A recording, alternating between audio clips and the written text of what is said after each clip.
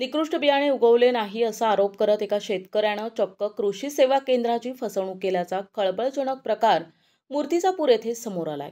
बियाण्यांचे पैसे कंपनीकडून परत घेऊनही स्थानिक पत्रकारांना चुकीची माहिती देऊन कृषी केंद्राची बदनामी केल्याचा आरोप धनलक्ष्मी कृषी सेवा केंद्राचे संचालक विवेक शिंदे यांनी केलाय। विवेक शिंदे यांनी दिलेल्या माहितीनुसार मूर्तिजापूर येथील ओमप्रकाश हांडे या शेतकऱ्यानं 23 जून 2025 ला ओसवाल कंपनीचे सोयाबीन बियाण्यांचे 5 बॅग खरेदी केले। पेरणीनंतर पीक उगवले नाही अशी तक्रार हांडे यांनी धनलक्ष्मी कृषी सेवा केंद्राकडे केली। या तक्रारीनुसार कृषी सेवा केंद्राचे संचालक विवेक शिंदे यांनी कंपनीशी संपर्क साधून माहिती दिली। कंपनीच्या आदेशानुसार 3 जुलै 2025 ला शेतकऱ्याला बियाण्यांचे 11,750 रुपये बिल परत देण्यात आले। यावेळी शेतकऱ्याकडून 2 साक्षीदारांसमोर लेखी घेण्यात आले आणि पैसे घेतानाचे सीसीटीव्ही फुटेजही उपलब्ध आहे। मात्र अधिक पैशांच्या लालसेपोटी ओमप्रकाश हांडे यांनी पैसे परत मिळाल्याच्या 2-3 दिवसानंतर एका स्थानिक यूट्यूब वृत्तवाहिनीच्या पत्रकाराला सोबत घेऊन खोटी बातमी प्रसारित केली। यामुळे धनलक्ष्मी कृषी केंद्राची बदनामी झाली आणि त्यांच्या ग्राहकावर मोठा परिणाम झाल्याचे विवेक शिंदे यांनी सांगितले। विशेष म्हणजे संबंधित वृत्तवाहिनीच्या पत्रकाराने किंवा संपादकाने कृषी सेवा केंद्र चालकाशी कोणतीही विचारणा न करता किंवा घटनेची शहानिशा न करताच बातमी प्रसारित केल्याचा आरोपही शिंदे यांनी केलाय।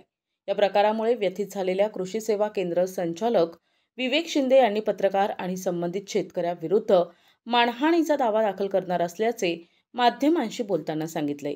या घटनेमुळे पत्रकारितेच्या नैतिकतेवरही प्रश्नचिन्ह निर्माण झालंय। आमच्या दुकानातून श्री प्रकाश हांडे यांनी 23/6 बॅगा नेल्या ओसवालच्या 5, 28 त्यांच्या सांगण्यानुसार 28/6 त्यांनी पेरणी केली। 3 तारखेला ते आपल्या दुकानात आले। त्यांनी सांगितले की बॅगाची उगमशक्ती झालेली नाही। तसं रिसर यांना कंप्लेंट तालुका अधिकारी यांच्याकडे करावं लागते, पण शेतकरी तो आपल्याजवळ आल्यामुळे तो आपला ग्राहक असल्यामुळे आणि मला शेतकऱ्याची आत्मीयता असल्यामुळे मी ताबडतोब ओसवाल सीड कंपनीशी राजेश कडवळ साहेबांनी संबंध साधला।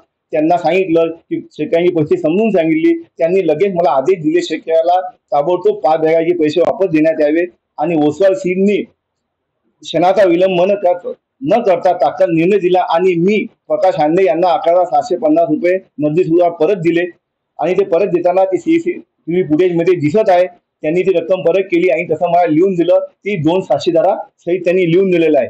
गेल्या 16 वर्षापासून आपण ओसवाल सीड कंपनीचे बियाणे विकतोय। दरवर्षी 20 ते 25,000 बॅगा ओसवाल सीडच्या विकल्या जातात। मूर्तिजापूर तालुक्यात पहिली पसंती ओसवाल सीडची आहे, पण असं कधी होत नाही। ह्या वर्षी झाल्यामुळे ओसवाल सीडने पटकन दखल घेऊन त्यांना त्यांचे पैसे रिफंड दिले। तरी त्यांनी 3/7 पैसे दिल्यानंतर 10/7 लोकल वृत्तवाहिनीशी इंडिया न्यूजशी 8/7 संबंध साधून माझी दुकानाची नाहक बदनामी केली। त्या बदनामीमुळे माझ्या दुकानावर आर्थिक परिणाम झालेला आहे। याच्याही सर्वस्वी जबाबदार त्या वृत्तवाहिनीचे संपादक आहे असे मी आपल्याला सांगू इच्छितो। मला सांगा, हा जो प्रकार घडला वृत्तवाहिनीमध्ये तुमचं नाव आहे, माझ्यासोबत काही शहानिशा त्यांनी केलेली नाही। प्रतिनिधी अहम रजा, NTV न्यूज मराठी, मूर्तिजापूर।